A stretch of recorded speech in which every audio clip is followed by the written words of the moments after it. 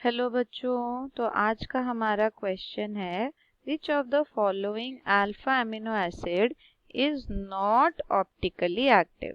तो आपको जो ऑप्शंस दिए गए हैं उसमें से आपको बताना है कि कौन सा ऑप्टिकली एक्टिव नहीं है। Option A alanine, option B glycine, option C phenyl alanine, option D cysteine. ठीक है, तो इसको करने से पहले हम जानते हैं इसका की कंसेप्ट। तो की कंसेप्ट में आपको पता होना चाहिए कि हम एक अल्फा अमीनो एसिड को कब ऑप्टिकली एक्टिव बोलते हैं। तो ऑप्टिकली एक्टिव अमीनो एसिड किसको बोलते हैं? तो हमें पता है हर अमीनो एसिड के सेंटर में जो कार्बन है जिसके साथ COOH लगा है और NH2 लगा है, उसके बाकी दो वैलेंसीज में एक साइड तो हाइड्रोजन है, दूसरे साइड आपका R ग्रुप है। यानी कोई भी लेंथ के कार्बन चेन या कोई भी फंक्शनल ग्रुप लगा हो सकता है और ये फंक्शनल ग्रुप ही डिटरमाइन करता है एमिनो एसिड कौन सा होगा, राइट। तो अब आपको चेक करना है कि ऑप्टिकली एक्टिव इसमें से किसको बोला जाए। तो बच्चों हमेशा याद रखना है ऑप्टिकली एक्टिव के लिए आपका मेन क्राइटेरिया है कायरल सेंटर। आपके पास क्या होना चाहिए? Chiral centre. और कायरल सेंटर किसे कहते हैं बच्चों? तो कायरल सेंटर होता है कि अगर आपके कार्बन के साथ चारों वैलेंसी अलग लगी हो, दे आर डिफरेंट, यानी A, B, Y, X कुछ भी हो और वो सारे के सारे डिफरेंट हो, तब आप उस कार्बन के सेंटर को बोलोगे कायरल सेंटर। और अगर आपके पास कायरल सेंटर है तभी आप बोलोगे कि वो ऑप्टिकली एक्टिव भी है। ऑलराइट, तो अब हम क्वेश्चन पे चलते हैं। हमें जो चार ऑप्शंस दिए हैं, हम पहले इनका स्ट्रक्चर बनाएंगे और फिर देखेंगे कि इनमें अगर कायरल कार्बन प्रेजेंट हो तब हम इन्हें ऑप्टिकली एक्टिव कह सकते हैं। तो सबसे पहला जो हमारा है वो है एलेनिन। तो एलेनिन का स्ट्रक्चर देखते हैं।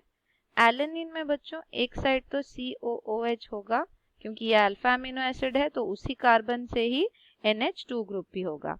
ऊपर एक साइड आपका हाइड्रोजन होगा और जो R ग्रुप है वो R ग्रुप की जगह क्या होता है?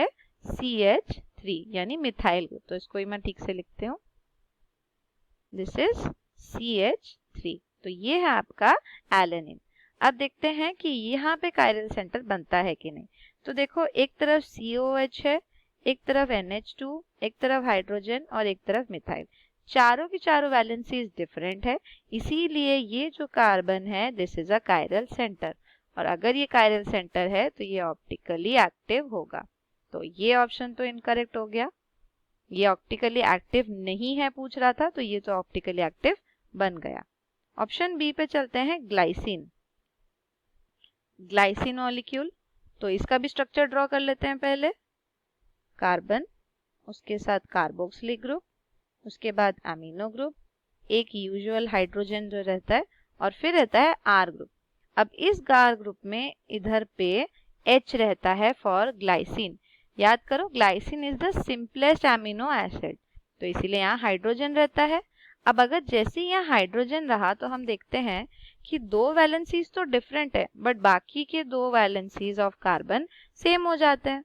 तो अगर ये सेम है तो ये ऑप्टिकली एक्टिव नहीं हो सकता क्योंकि यहाँ अब कायरल सेंटर नहीं है। तो यहाँ लिख सकते हैं no chiral carbon, therefore optically inactive, OI।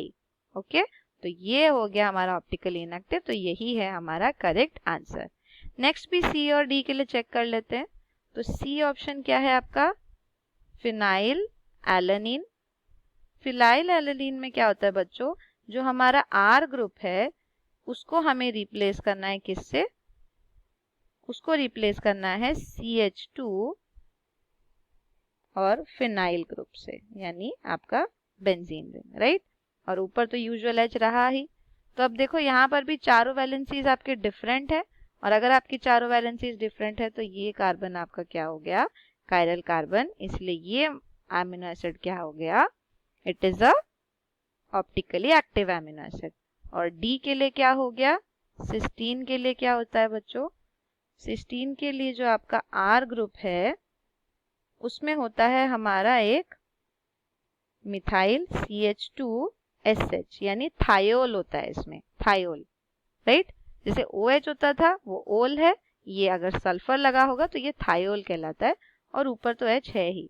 तो यहाँ पर भी हमारी चारों की चारों वैलेंसीज डिफरेंट है, इसलिए कार्बन ऑप्टिकली एक्टिव है कायरल सेंटर बनाते हुए, तो ये भी आपका इनकरेक्ट आंसर हो जाएगा। तो only option B is the correct answer. Hope you understood it well. Thank you.